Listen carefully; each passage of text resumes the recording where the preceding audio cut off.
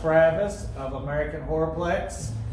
He was nice enough to let us do a walkthrough with the lights on and with the actors. So thank you very much. Hey, not a problem. You know, that $1,000 check really, that cleared the bank, so you were welcome to go through. That's what money will do for you. But no, I just want to talk to you about this. I know that you was previously 7th Street Haunt. Yep. You're in your new location here in downtown Louisville. Yep.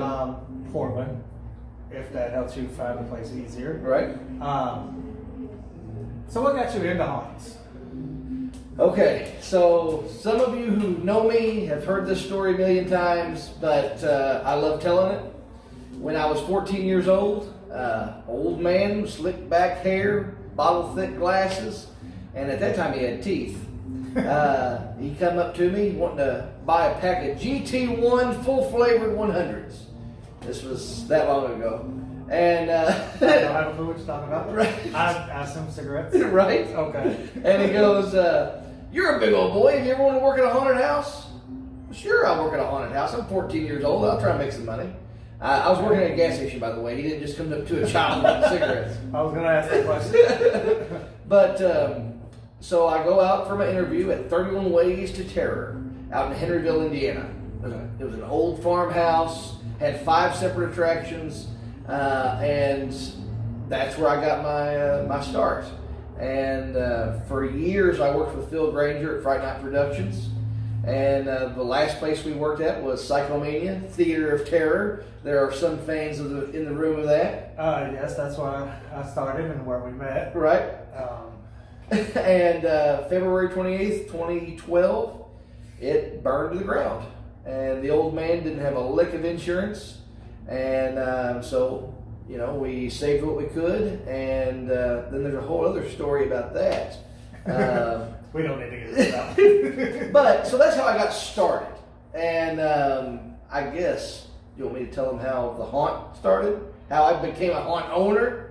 How I became a mogul in the industry? Let's hear what you got to say. Okay, so while we're looking to do a fundraiser for the old man, we find the Expo 5.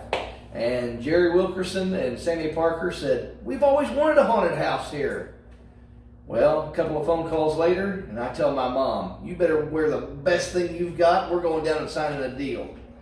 And we did, thinking we had a business partner behind us. They dropped out, and we were screwed. Not a penny to rub together. I do remember. Right? And so my mother-in-law, Nancy Poindexter, little woman, she's only about 4 foot nothing. And she about says, 75 pounds. Yeah, on a good day. And she said, Travis, is this really what you want to do? And I said, well, yeah, it's the only thing I know how to do right. And she said, will it make money? And I said, eventually it will. And then she gave me her life savings. And Nancy Poindexter, myself, and my mom, Tracy Stanfield, started the 7th Street Haunt, American Horror Productions. And here we are now. And we're doing amazing things.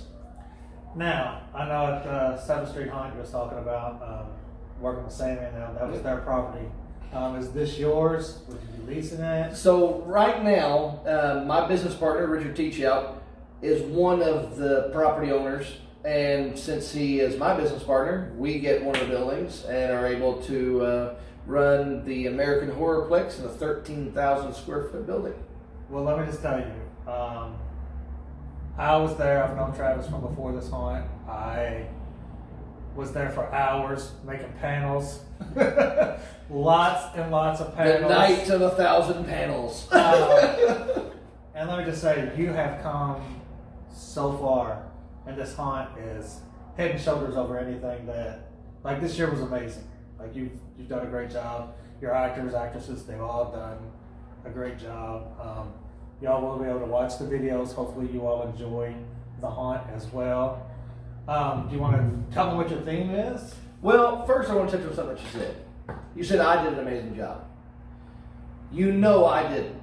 All I did was pay the bills to make sure the haunt could be open. It's every single actor inside that building that does a great job. I agree with you. That's what people come to see. They don't come to see me. I mean, you can come to Denny's and see me. You know, they come here to see the heart and soul of a haunted house, and that's your actors. I agree with that. So I agree with that. I want to give credit to my other business partner, my husband, Matt Clayton. He's the acting director, and the cast, 63 people it takes to run this attraction.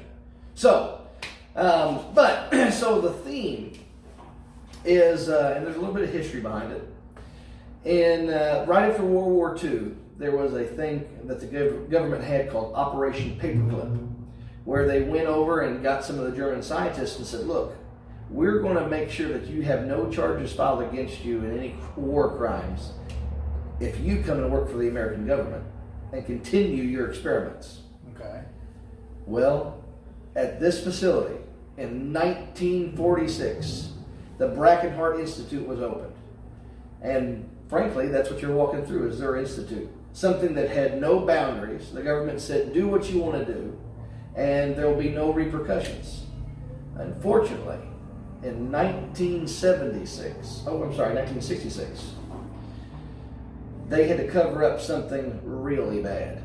And in doing so, they burned down the facility. Okay.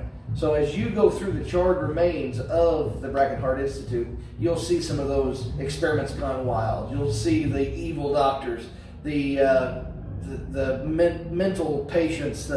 It is something really to behold, and there's something waiting around every corner. I agree. I agree with that. We were talking last night. There's people coming out of holes and from every angle, and your sets designs. Keep talking good about me. They'll love it. I told them last night, if they watch the whole video, they'll get to see for themselves. But yeah, I can't say enough. You've done an amazing job. It's nice to see you come so far. Well, yeah, I mean, you saw me with the burned up props from Psychomania and the solid black walls and just hoping people liked it. I'll tell you, go ahead. I can actually remember sitting on my couch. I just got home from work and I got a call from Travis. Do you have anything I can use? Because of the room with the big machine in the back. Yep. Had to be switched up mid-season. So he's at my house and we're loading up skeletons and coffins and anything we could get. Anything to get through the season. So to go from there to have surplus of. Well, just to kind of give a little bit, our first year in 2012, we had 849 people walk in the door. That was it.